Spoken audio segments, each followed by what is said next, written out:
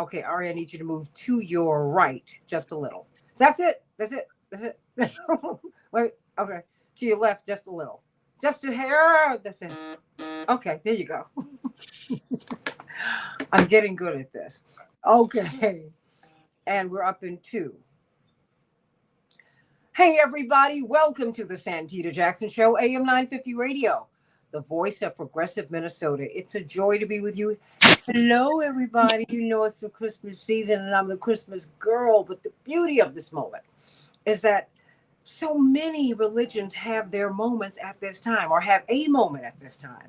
And so, our brothers and sisters in Judaism, Hanukkah is here. We've had Eid with our Islamic brothers and sisters. We've got the cultural holiday of Kwanzaa.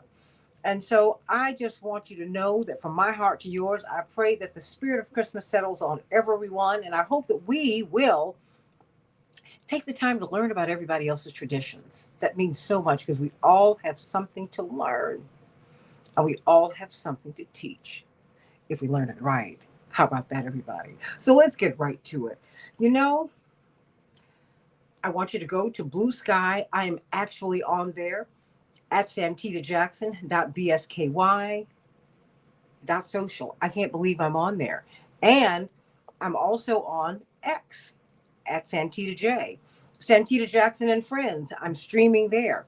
So everybody, please come over, please come over, please come over. I know we're taping at an odd time today, but we have to get all this stuff in before the holiday. And then the Santita Jackson Show YouTube channel. Please go there. We've gotten a lot of support from you. We've had several of our shows that have been viewed by more than 1 million people over the past few weeks. And so that is really, really wonderful. You all continue to please share the show. Please share the show. And let us know what your thoughts are. We're going to be talking about perhaps, certainly it's the biggest story of the moment. It's one of the biggest stories, quite frankly, that I think we're going to see for a very, very long time. You know how the Star Wars series, The Empire Strikes Back. Well, it seems like the people have. Everybody's wondering, or should I say, the corporate media, the legacy media, and those who are really part of, one would say, the elite class, are wondering how this happened. And a lot of people are being, people who are saying that Luigi Mangione has become a figure who they admire, not for killing someone, but for the blow that he has struck on health insurance. Many people are still wondering when you look at television, when you look at legacy media on radio, television, wherever there's a disconnect. And so, you know, there's a gentleman who has been with this show many, many times. Indeed, he's family here, and I'm wishing him a happy Hanukkah a day early. My brother beloved, Ari Paul. And I said, you know, he is so brilliant. I said, I've got to share this with my folks, with my family. And I did forward this along to my brother, Congressman Jackson, and everybody, because I wanted them to hear really the keen analysis of where Americans are. I mean, we've all seen young Luigi's perp walk. I mean, the mayor of New York was sent to the heliport to walk him into Manhattan. What did you think about that? And many in the media are saying, wait a minute, outside of the courthouse, there are so many people who are holding signs aloft, Free Luigi. What do you think about that? What do you think about that? Well, I tell you what, when I saw this headline and I read this story, in fairness and accuracy in reporting, I said, this is my guy. Leave it to Ari Paul to say, hey, New York Times panics over the outrage at insurance companies.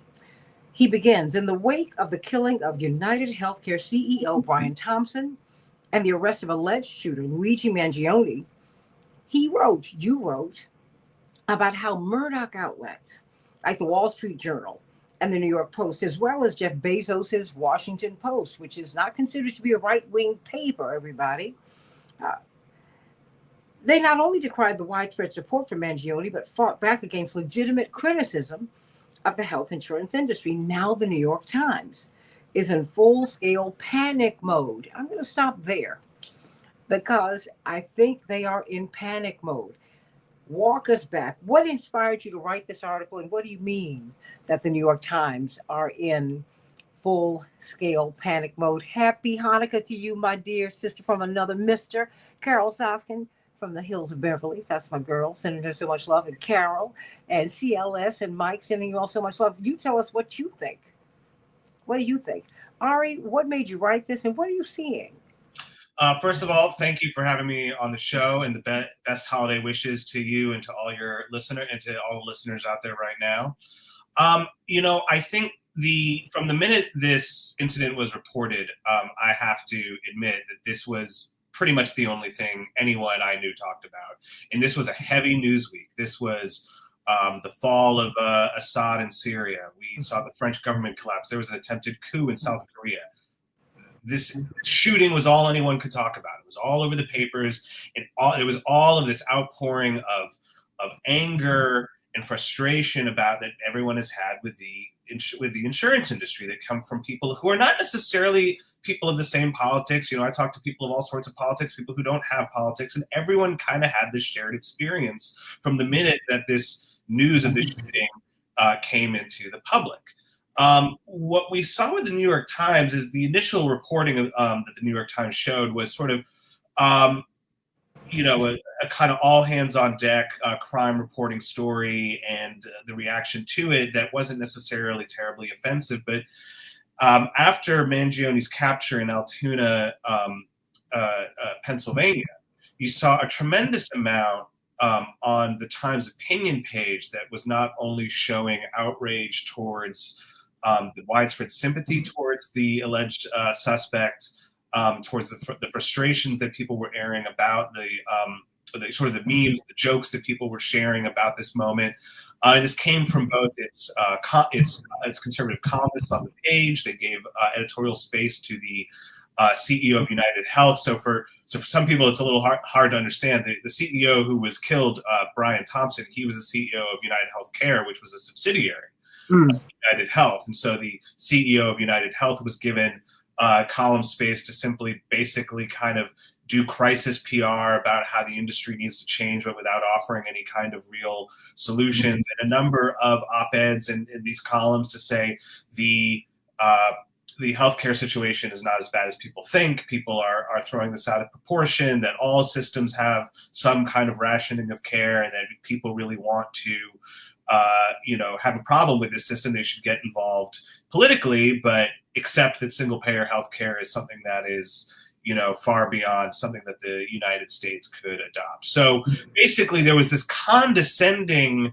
an enormous amount of condescension from the New York Times opinion page to anyone who is really talking about this. Now, I mean, we sort of have to have a disclaimer that myself included, a great number of people are about to say, look, I don't think anyone should go around shooting people and taking the law into their own hands. But they're just the degree to which people are saying in this moment, well, look, I had a cousin or a brother or a child, a nephew or niece, or me, or you, or I mean, just the number of people who have had these nightmares about denied claims, the amount of hours they have to spend on the phone, the medical debt, the delays, and that everyone has had to deal with some not just this aspect, but that it is specifically insurance that is holding up the process. So I want to take a little bit of a step back.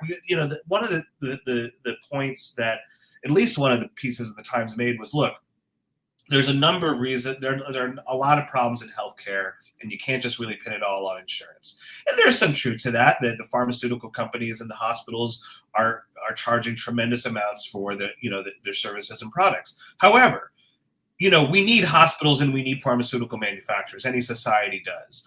But the idea that there is this vast administrative bureaucracy that exists for no other reason than to keep care back, for no other reason than to increase shareholder value, is basically an admission that this entire industry exists only to make money off of you and me.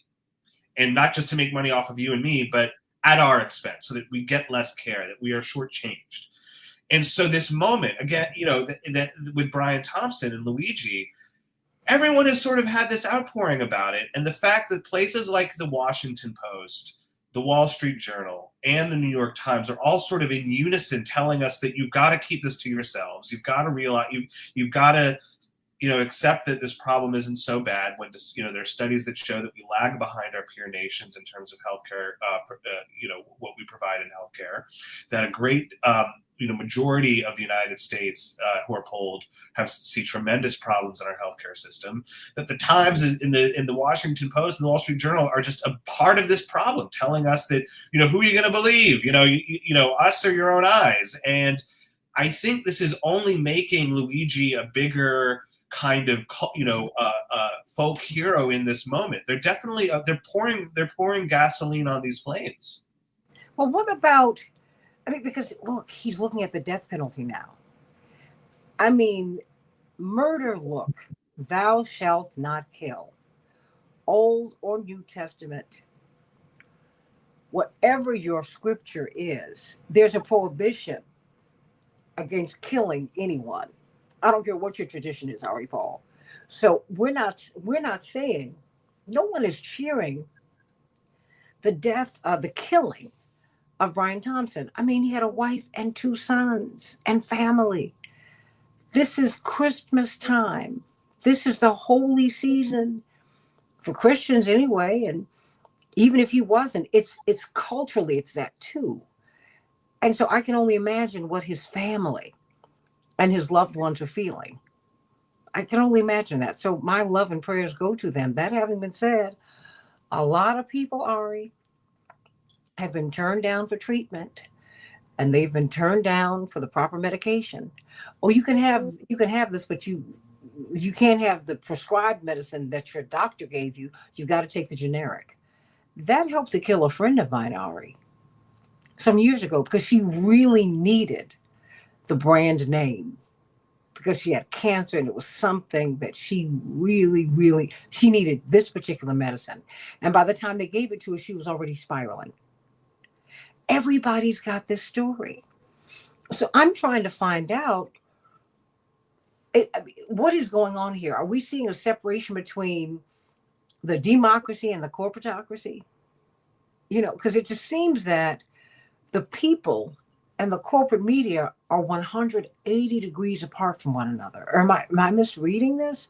Because every time I pick up a paper or look at the news, they're not giving. I don't see a lot of stories about people who have been denied. I don't hear that at all. I mean, no one's talking about that. When they bring people up who are saying that, they're part of this class of people who are to be dismissed and who are cheering a man's death. And Ari, that's not what they're doing at all. I mean, help me with this. What are we seeing here? Well, it's quite interesting. The Newsweek, for example, had written that the prosecutors are going to have quite a difficult time seating a jury to find 12 people in the city of New York who somehow are neutral on the subject of the health insurance industry. And think about the number of people who would be denied to do their civic duty, to sit on a jury and to administer justice because they are, disabled, or they are a caretaker for someone who are disabled. A prosecutor is going to say, well, look, that person, clearly can't be unbiased in a case that has to do, with the health insurance industry.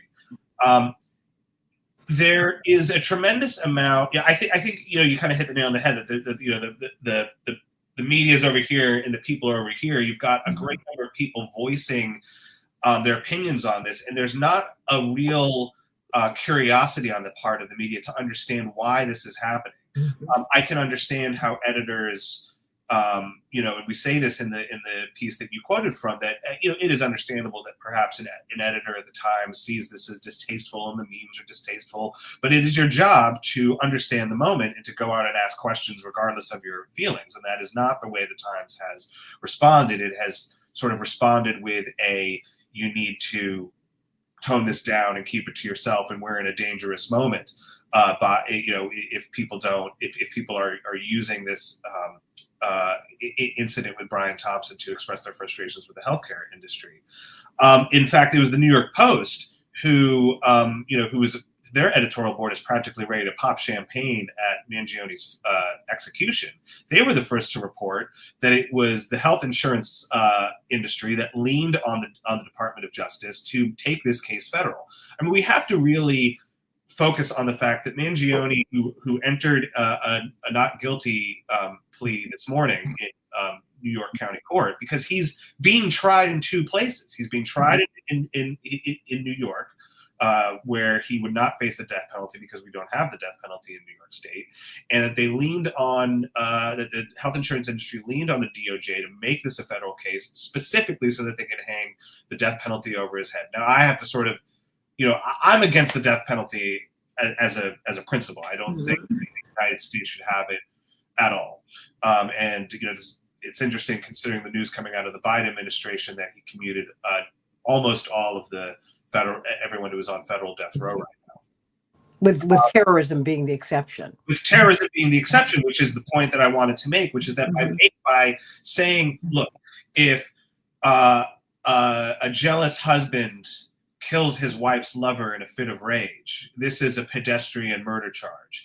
If he kills the CEO of a fracking company because he felt that company has poisoned that town's water, now it's terrorism, and now he has to go to federal court, and and the state has to use everything in its power to see that he dies. I mean, just the amount of resources that went into his perp walk. They used a $4 million Cessna that the NYPD uses to look for radiological weapons, to fly to Pennsylvania, to bring him here, to land in Long Island, to then take a helicopter, to get militarized police, as this sort of show of force. First of all, I think shows the degree to which they are so beholden to the corporate interests, which really show that we're living in an oligarchy in the sense that it's not just that we have these very rich CEOs who have a lot of power, but that they can inject themselves into the justice process, almost above the DOJ and the New York City and the Manhattan District Attorney. But what is also interesting is that it is having so he's got to fight his own fight in the courts on this. In fact, his lawyer is saying that this is constitutionally questionable what they're doing, that they're going to challenge the way that they're doing this procedure, and that's so he's put in a not guilty plea, and so his legal team is going to fight this on that front. But from the people's point of view, I mean, that perp walk came out, and there's only more memes and more jokes and more love letters. I mean, the man has gotten at last I saw last night, $100,000 donated to his legal defense fund. He's gotten, I think, 80 to 100 letters sent to the Brooklyn Federal Detention Center, where he has been transferred to. It seems that every time the justice system and the corporate state has intensified its ability to vilify him, it's only made his stock with the people rise. And again, it's not just with the left. It's with all people from all walks of life. And so, as you said earlier, like we're getting to this bigger and bigger gap between the corporate, how the corporate state and the media are portraying this and how we're digesting it. We're talking with Ari Paul. He has a brilliant piece in fairness and accuracy in reporting, as he talks about the New York Times panics over the outrage at insurance companies. I mean, in fact, I have a subscription. Yes, I do. And so I was reading it, but I've got subscriptions everywhere, everybody, because I want to know, I want to read. But I do subscribe and support FAIR, and you need to do that too, because they give you brilliant analysis. So that when I read this, I said, okay, I might be nuts, but I'm not crazy. Because when I read this op-ed piece, I have to tell you, I was knocked out when Brian Thompson was declared the working class hero, not Luigi Mangione. I said, wait a minute, in what world, what are you talking about? How is he the working class hero? I didn't understand that. Is it because he came from a background where he was not privileged? I mean, what is it? Where did I miss something? Did I miss something? So you're referring to the column by the Times columnist Bret Bret Stephens, Stephens, yes. who is a conservative columnist on the opinion page, who, yeah, very bizarrely said that it was Brian Thompson who was the working class hero because he came from humble beginnings to rise up to become a wealthy CEO, whereas Mangione comes from a wealthy, privileged background. He went to private school. But it's an interesting. First of all, he sort of has inverted as an idea of what class is. The fact of the matter is that regardless of Thompson's beginnings, he and others like him wield an enormous amount of economic and social power over the 99%, and thus he can't be called working class. The rest of us are the ones who have to live with their business decisions that really rule our lives, and especially our healthcare. But there's something deeper that going on that Stevens's piece was hitting on, which is that if you read the Murdoch press, Fox News, New York Post, not so much the Wall Street Journal, though there is a little bit of it, of calling Mangione the Ivy League killer, how doing stories about how wealthy his family he is, as if to somehow portray that this somehow invalidates the issue, the grievances that he's expressing. I mean, and there's a lot of things wrong with it. One is that the grievances that he's expressing are landing with millions of people who come from all sorts of backgrounds economically. So just the fact that there are people who are wage earners, college students, retirees, disabled people, able-bodied people, people with good jobs, but who still struggle with insurance. His ideas matter regardless of whether or not he comes from a wealthy background or whether he doesn't. In fact, it's sort of an ad hominem attack. It's a logical fallacy. No one's attacking his argument. They're attacking who Luigi Mangione is. The other is that it sort of displays how gross our the healthcare system is. I mean, unless you're indigent and on Medicaid or elderly and eligible for Medicare, all of us are kind of living by the whims of these companies. Now, I have a good job and I have a pretty good health insurance plan that my job provides, but I still have problems. As do a tremendous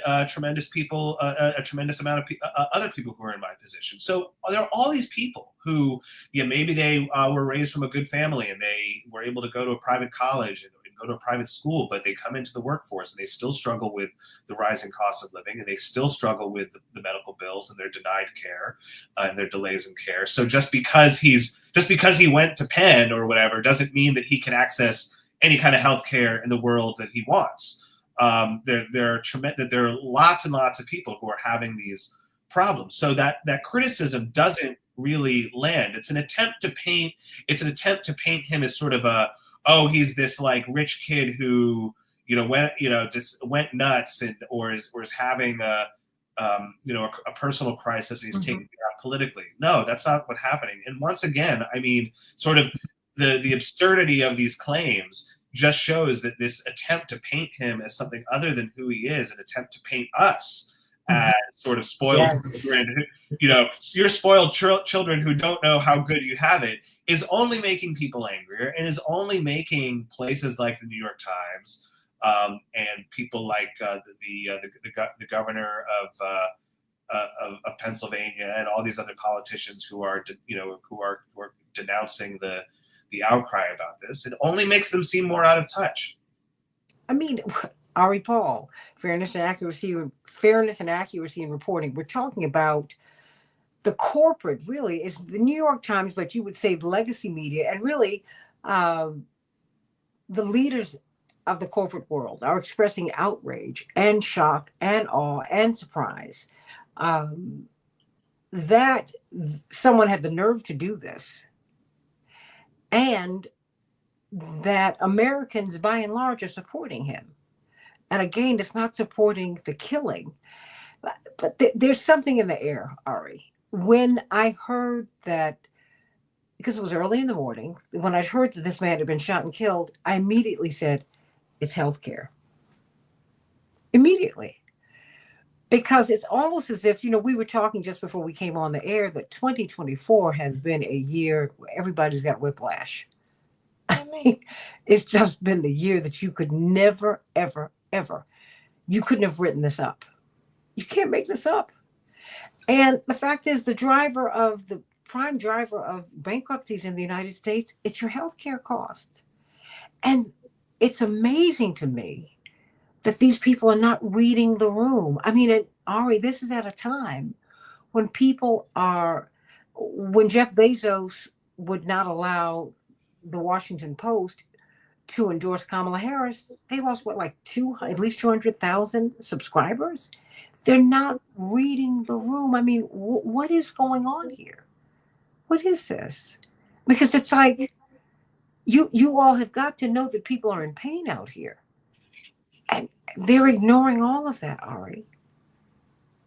Yeah, I mean the issue with the Washington Post, of course, and the fact that it's owned by Jeff Bezos. I mean, it sort of stands out with the fact that he's not only another CEO that is worried about popular unrest towards executives, the people who are upset with the way that things are running. And it's not just that he's so wealthy; it's that Amazon is sort of almost a monopoly corporation. Given that it controls so much of delivery and online delivery, retail services, web services, but the other aspect of it, of course, is that he's entrenched in the privatization of healthcare. Amazon, you can go on Amazon to shop for personalized plans. He benefits from being a platform, or Amazon benefits from being a platform for the health insurance marketplace.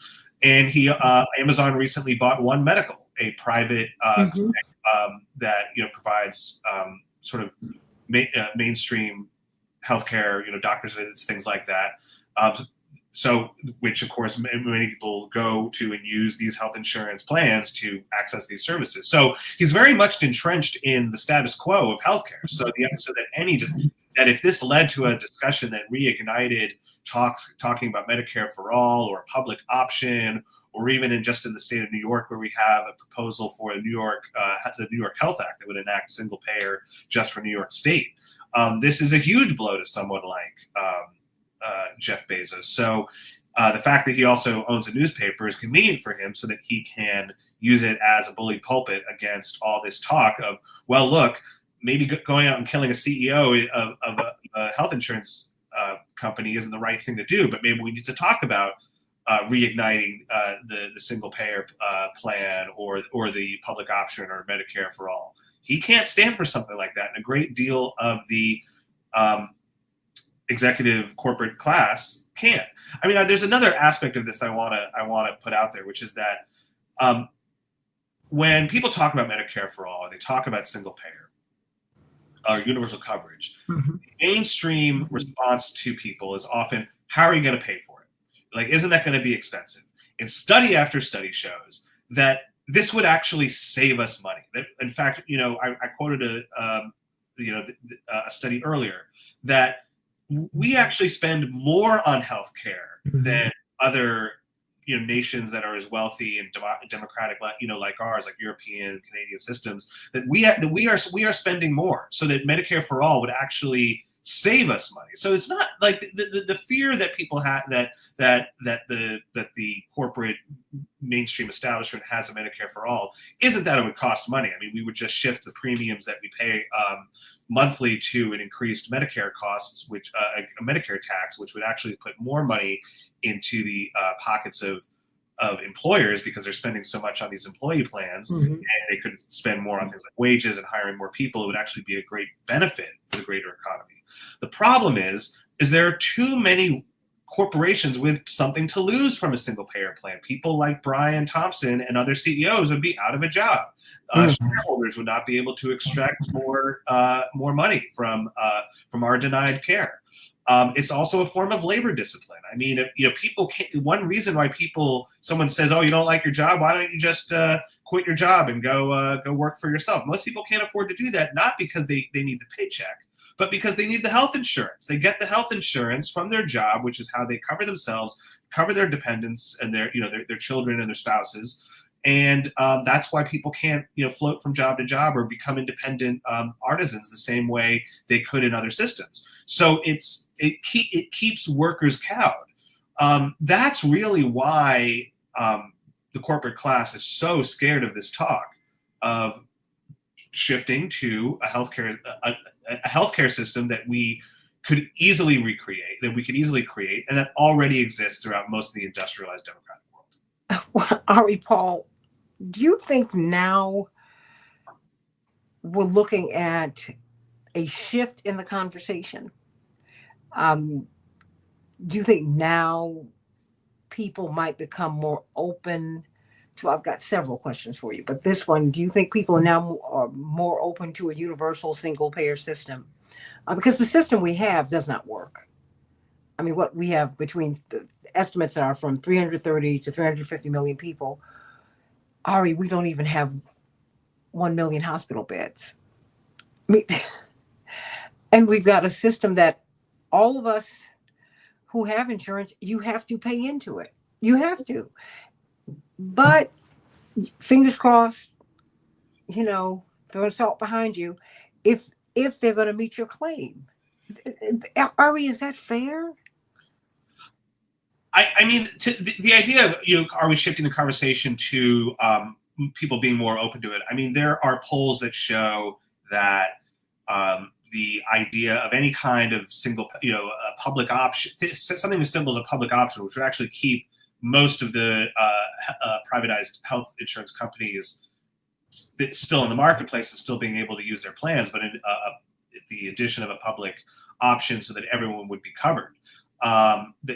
Options like these do poll very favorably.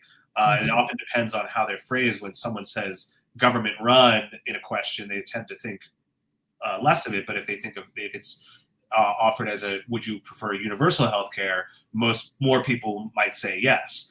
One of the problems here is that there is this idea that it is so astronomically difficult to create this new system that we can't even really imagine it. And during when Barack Obama in his first presidential term was hosting the debates about healthcare reform which eventually became the Affordable Care Act, aka Obamacare, there was a lot of questions about whether or not there could be a public option, which eventually got ignored. It put off to the side. So we have the ACA, but we don't have the public option to back it up. There were a lot of people who were saying, well, of course we can't have that kind of public option because it's too large to even think about. And I believe it was Congressperson Barney Frank from Massachusetts at the time who pointed out, look, you have about 36% of Americans currently on one of the two public plans, Medicaid for the indigent, Medicare for the elderly. You have, I think I was doing research about this yesterday. I think we have about 18 million people who either veterans or active duty military who use federal hospitals. We have, just here in New York, we have 1 million people who use the public health and hospital system. There's about 3.5 or 3.7 million people who use the California public system. And then you have millions of people who are government workers. They work for the city or a county or a state. Who have health insurance to their jobs that are publicly subsidized, that are taxpayer funded, part of their compensation. So we already have something like 50%, somewhere between 40 and 50% of the American public on some form of a public option. So we are already kind of there. So we just have to take one of those systems and build it out. But again, I think the issue isn't that it would cost. I think that's it's a bad faith argument. I don't think that's what's keeping us back from a Medicare for all or universal system. I think what is keeping us back is that health insurance companies have too much to lose from a new system, that there's too much profit to be made from this current system, and shareholders would, we can't, let down the shareholder. And that if we moved to decoupling healthcare from people's employment, it would employers would lose a valuable tool that they use to enforce labor discipline against their workers. How do these corporations? How do the how does Brian Thompson go from a base salary of $1 million a year to making 10? I mean, how do these health insurance companies make their money? I mean, again, I was looking at it last night. Just the amount of costs, the health parent, a chart for health expenditures in the United States from 1970 to now. It looks like a mountain, like you're climbing a mountain.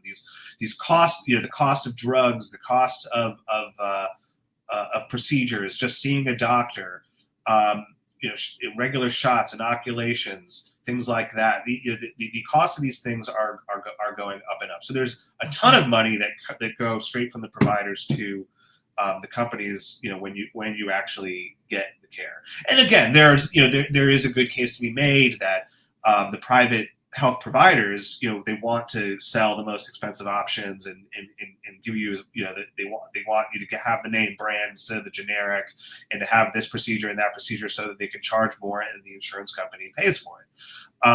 But the fact of the matter, again, going back to Obamacare, at the time, the right was calling this idea of death panels. That there would be government death panels of bureaucrats who would look at your case and say, we're going to decide whether or not you can have this care, and so that they would have the power to, who would live or die.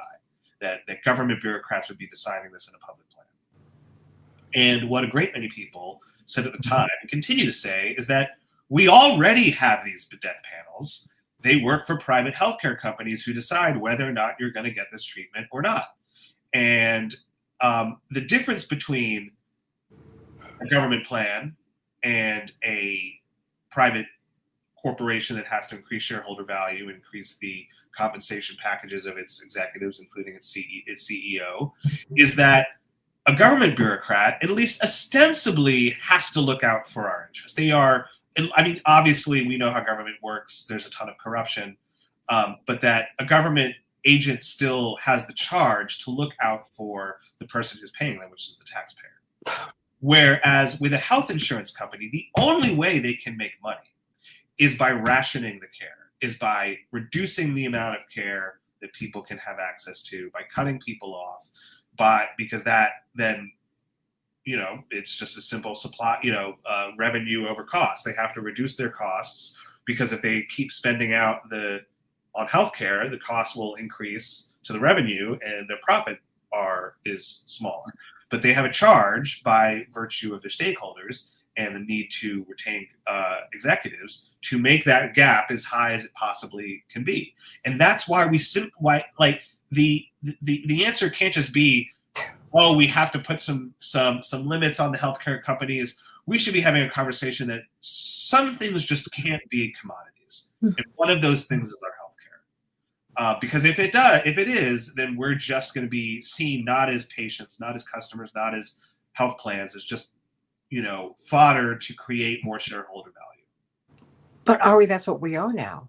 That is. And I think that's why people are I think that's why specifically with this case of Mangione is just people didn't they felt unheard. They felt they didn't know a way to express it. And this thing happened and they think, oh my gosh, I'm not the only one feeling this. Everyone, you feel it too?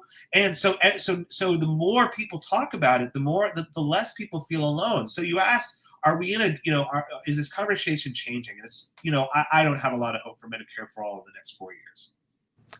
Even with this? Well, what I was going to say is that I think we could certainly, I live in New York, and at the risk of sounding a little too New York centric, we do have a bill in Albany called the New York Health Act that would establish a universal plan for New York. It enjoys widespread support, although of course there's obvious pushback from a lot of sectors. But we have a much, much more progressive government. The Democrats control both houses. The Democratic Socialists of America have people in both of the chambers of the state, both the Assembly and the Senate. We have a centrist governor, but one who can be pushed. If we push hard enough, we could enact this in New York. And one reaction might be to say, well, Ari, that's just, you're only thinking about your own state, or that's just one state. But I would remind people that the only way that Canada got its universal plan was that it started at the provincial level. They started in one province, I believe it was Saskatchewan, though don't quote me on that. I think it might have been one of the other Midwestern provinces. And that when that was proven to be a system that worked, a system that could easily be paid for and that had good outcomes, it could then be taken up by other states, which could put more pressure on the federal government, as you said, even with Donald Trump in power, to say, okay, something's got to change. Because again, what's interesting to me is that the idea that the right hates universal health care is actually a new phenomenon. The healthcare mandate that was the basis for Obamacare was not Obama. It wasn't Barack Obama's original idea. He got this from the Heritage Foundation, a conservative think tank, where it was first enacted in the state of Massachusetts by then Governor Mitt Romney, who then challenged Barack Obama in 2012. Who one reason why Mitt Romney was not a great candidate to run against Obama was that he kept bashing Obamacare, and all Obama had to do was say, "Where do you think I got the idea from?" In fact, I want to read you a quote. I gotta find it here. It's somewhere here. This is a quote from a letter to Congress from a United States president in which he was very angry with Congress because they had failed to deliver him a bill that, quote, is seeking to guarantee adequate financing for healthcare on a nationwide basis, because he had been angry at the amount of rising healthcare costs, the amount of people in this country who couldn't afford healthcare. That president's name was Richard Nixon. So, on the one hand, we can argue, oh, how far we have fallen. On the other hand, maybe if we do act at the grassroots, we can change this conversation, and that even in the next 4 years, we could do something at the state level, start putting pressure on Congress. And I think that it's very easy for the Democrats to win back Congress in 2 years if Trump goes forward with some of these tariffs that he wants to impose. So the idea of the Democrats coming back to some form of government power on the national level is, not remote. But I think that's where this could go, and I hope it goes in that direction. I don't want Mangione to go to prison, or I don't even want to bring up worse than prison, without having enacted some kind of positive change for the rest of us. I want to know now that now that we're here, what do you think is going to happen? Well, do you think they'll be able to find a jury that, I guess of whom the prosecution would approve? I mean, because I'm seeing so much. There is such empathy and sympathy for Luigi Mangione. I mean, there's just so much of it. I mean, that people called and threatened the McDonald's where he was discovered. He said, "Oh, no. I mean, you guys are not reading the room. There is, and charging him with, there's a lot of sympathy out here for him, and empathy. And to charge him with the death penalty, Ari, look, I'm not a lawyer, but I will say this. If he killed a person who was not a corporate titan, he might be out in 10 to 15 years. So what makes this different?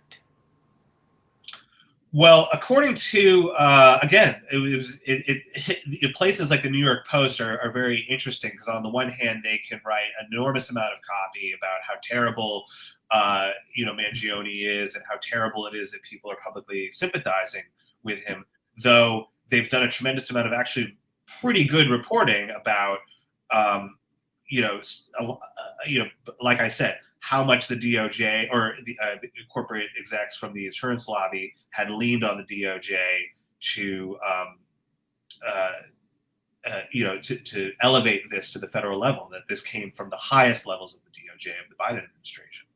But there was other reporting out there that showed that the Homeland Security secretary, I believe he said it on CBS, so one of the networks, that because he had gone out and created, used this violence as a way to promote his message, to change policy, to strike fear into what is essentially government policy, that elevates this to terrorism. And I think this sort of shows the extremely dangerous legacy of the W administration, of the George W. Bush administration, that we're living with, in which everything can be labeled terrorism, and that why that word is so hollow, and that it can be used as just towards anything the state doesn't want to tolerate. That if he had shot Mr. Thompson because he was paranoid and was having delusions about who Mr. Thompson was, or if he was an angry shareholder. I mean, there were all sorts of theories when this was when it first happened, that he's a patsy, and that he was a part of a inside company plan to get rid of Thompson because he was a part of an alleged insider trading scheme. There is an investigation. I think there's still a pending investigation about insider trading at the company, that he was going to squeal, and that he needed to be rubbed out, and that the shooter was just a patsy and all this. So suppose it was any one of those things. Oh, well, then the DOJ wouldn't even get involved. I think this shows the degree to which the corporate state can't tolerate this discussion, at all. This morning, outgoing President Joe Biden commuted the sentences of about 37, I think it was, federal inmates who were on the death row, and then he commuted their sentence to life. The three that were not commuted were the Boston Marathon bomber, the Pittsburgh synagogue shooter, and the Charleston black church shooter. I think we could all agree, you and me and everyone listening, that these three individuals committed heinous acts that are irredeemable. Not to shortchange what happened to the good people of Boston, but the Charleston incidents and the Pittsburgh incidents were, considered so similar, that they were houses of worship, that they were lone racist gunmen who just needed to rub out black churchgoers, Jews, because of their paranoid delusions about white genocide and the sort of really ugly stuff that's being pumped all sorts of on the far right internet. Well, I mean, are these conspiracies now? Or are we now getting a peek behind the curtain? Because it seems like the quiet part is being said out loud. Well, unfortunately, with Trump coming back into the White House, I mean, just look how close he is to a guy like Elon Musk, who turned X into a mainstream social media outlet, into one that is hosted some of the most racist and anti-Semitic content, on the internet. And that this is someone who apparently has the power to manipulate budget-making legislation in Congress. So that's the powers that we're dealing with. But to go back to this, what I was saying about the Biden commutations is that, as horrible as what these people did, it was a demonstration of a point that you made earlier, that if something is marked as terrorism, or in the case of Dylan Roof, he was not charged with terrorism, he was charged with hate crimes. That if you can use these labels to take a case and elevate it to the death penalty. And it shows that right now we're seeing that if he had killed, anyone else, that this, the DOJ wouldn't even be getting involved in this. I had just looked up, for example, that I was, because Robert Kennedy Jr. is often in the news, I looked up where I wanted to know what prison that Sirhan, his father's assassin, was at. It turns out he's not. This was unbeknownst to me. He's not at the Bureau of Federal Prisons. He's in a California jail. He was charged under California law. He shot a presidential candidate and a senator. Now that was many years ago, but like I said, I think this is what we don't think about the W administration because we think, it's so far in the past and where our problems have compounded, but I think this is a big, big, big legacy of the post 9/11 hysteria and what it did to our laws and our institutions. And what about censorship? Because it seems to me that was amped up under COVID. And if you want to ask questions about anything with respect to health, if you are not towing the line, the official line, you're out of luck. Which is why I think that's what I see with this disconnect with Luigi Mangione, because I'm like, you all are not, you're not listening, or maybe they're so accustomed to dictating to us and shaping the narrative, programming, that they're missing that. Ari, it's not working. Most Americans don't trust legacy media, and they don't trust the Congress, and they don't trust any of the three branches of government. And wait a minute, and the press, this state is not too far behind them. I've got about 3 or 4 minutes left. Help me to understand where we go from here. Well, it's these are big questions. What I truly do hope in this moment is that the outcry about the injustice of health, how we administer our healthcare, doesn't go away. Fascination with Mangione is going to continue to be in the news. I don't have a lot of hope that people like myself will be able to inject that argument into the legacy media. Like you said, I think a lot of people are turning away from it, but people are coming out to the courthouses. They're making their voices heard on social media. They're writing in places like Fairness and Accuracy in Reporting and going on the Santita Jackson show, wherever they can, to talk about these issues. And I really hope that this continues, not just as a conversation, but that people continue to take some kind of action, whether or not that is to push for the New York Health Act, whether or not that is to try to revive some sort of Medicare for all at the federal level, to do whatever they can to organize and challenge this, because we're all at a moment where you don't have to be in DSA, you don't have to be a Bernie Sanders person, people who come from all sorts of politics, and people who aren't necessarily that political, are nodding to each other, be like, yeah, I had that problem too. This has to change. That's a real unifying moment, and I really hope we can come together and do something like that. Do you think? I mean, just as we go, I mean, where are we going now? I mean, we're on the precipice of 2025. We're going, presumably, we're going to go into a trial with this young man. I'm wondering how the jury will be comprised. I'm trying to figure out what the argument's going to be on the prosecution side. You've already got his lawyer saying, you know what? You violated his constitutional rights at perp walk. Because I thought, I'm not a lawyer, but I said, what are they doing? Yeah, I think on the legal front, I think there's going to be a lot of procedural motions. I think it's going to be a long delay before any trial, because I think his lawyer is rightfully going to challenge the way in which they're prosecuting him. So there's going to be a lot of challenges against that. I think it will be difficult Newsweek, again, had already reported that prosecutors are worried about, or that there are prosecutors that are worried that seating a jury would be difficult in a situation like this.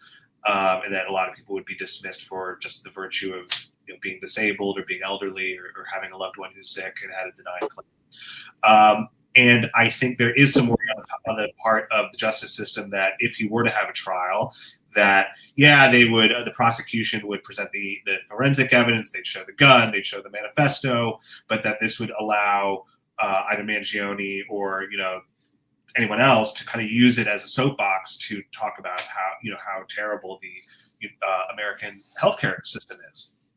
So I think there's going to be a lot of that going on. And I want to go back just a second too, because you mentioned the perp walk, and I want to say something very clear for people who might not be from New York, who maybe were watching this. Eric Adams, the mayor of our city, was walking. Who decided to join the perp walk and walk into the court. That is the same court where he has been indicted for taking payoff from the Turkish government and for campaign finance fraud. He was just recently denied campaign finance funds in his re-election campaign because of these allegations against him. At the same time as this perp walk, one of his top deputies was being perp walked at another courthouse on bribery charges. that his top deputy is now one of almost countless people in his inner circle who have either resigned, who are under investigation, or are cooperating, or have taken charges related to bribery and other forms of corruption. This is so. It is the degradation of the state and the hypocrisy on full display, which again I think is only making this outcry from the 99% that much louder. So it's absurd, but I think our voices are only going to get louder, and I think people are going to be more outraged. And I think that's a good thing. I really do. I mean, and of course, I want everyone to follow you in The Nation, in The Guardian, in Vice, in Jacobin, Brooklyn Rail.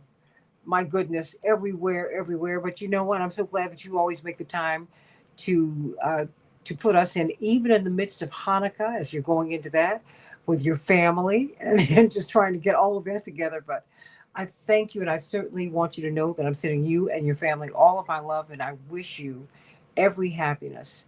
And may this be a blessed Hanukkah season for you, from my heart to yours.